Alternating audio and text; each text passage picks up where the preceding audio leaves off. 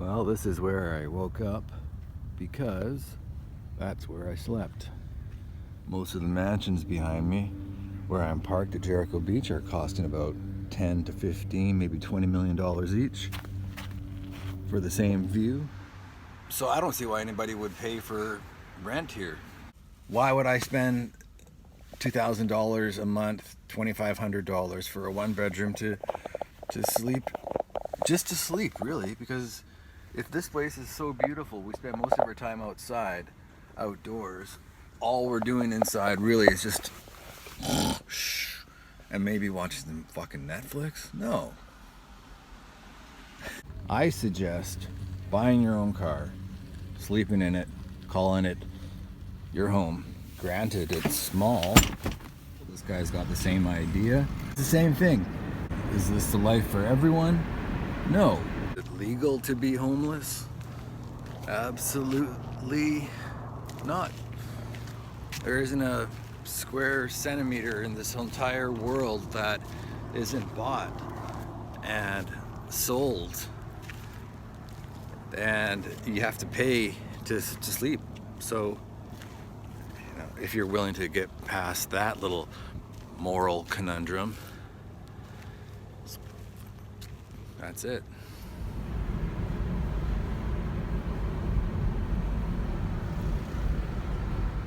And ask yourself whether you want to pay somebody else's mortgage or you want to spend 30 years of your life paying off your own mortgage. And I don't see that as an option and a viable, long-term, worthy investment in my life. Pre-Expo 86, there was jobs all around here. Most of Vancouver is a blue-collar town, and you could find factory work even in False Creek. I remember factories being there. But people come to Vancouver for basically the beach, right? The beach is here. The beaches are all there. The Wreck Beach is over here, I believe, yeah. And there's, of course, UBC. This area of Vancouver, that's the core. That's the city. That's downtown. This is False Creek. That's Cole Harbor. And that is reminiscent of what people want out of their life and time in Vancouver. Homelessness is a right, it's illegal, and it's a choice. That, in my opinion. And I've been home free, as a friend in California once put it. Home free for about 31 years. Drawbacks?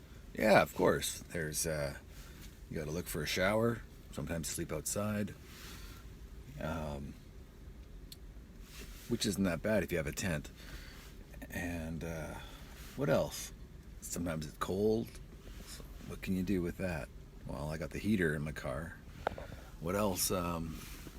What other drawbacks are there? Oh yeah, nobody wants to date anyone sleeping in my car. Like, I don't put that on my Tinder.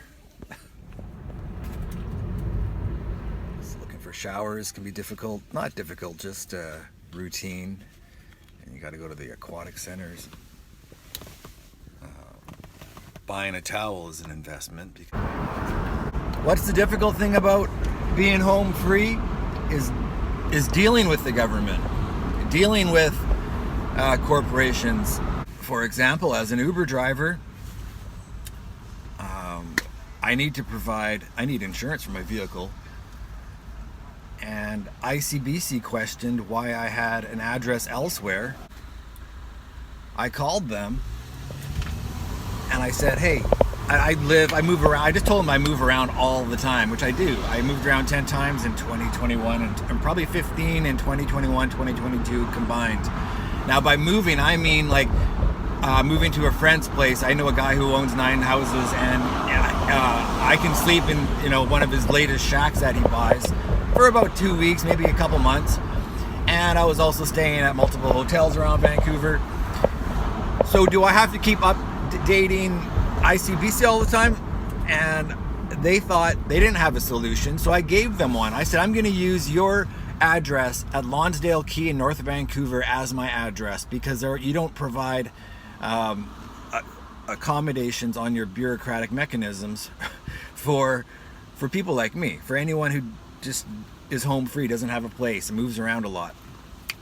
So that's where in my glove box it says Lonsdale Key, which is ICBC address, and it saves me money actually.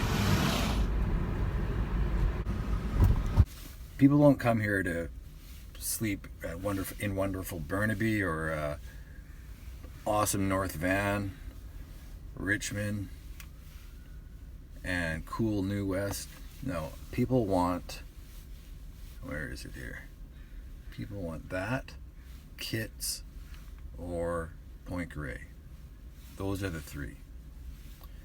And why? Managers all around the world pay to rent trucks like these and vans, camper vans.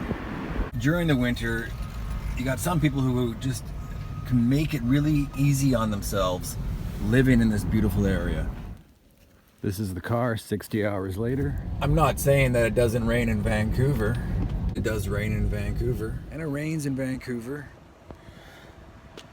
which is why once in a while I'll put my sleeping bag away and stay at this place, which is the Jericho Hostel.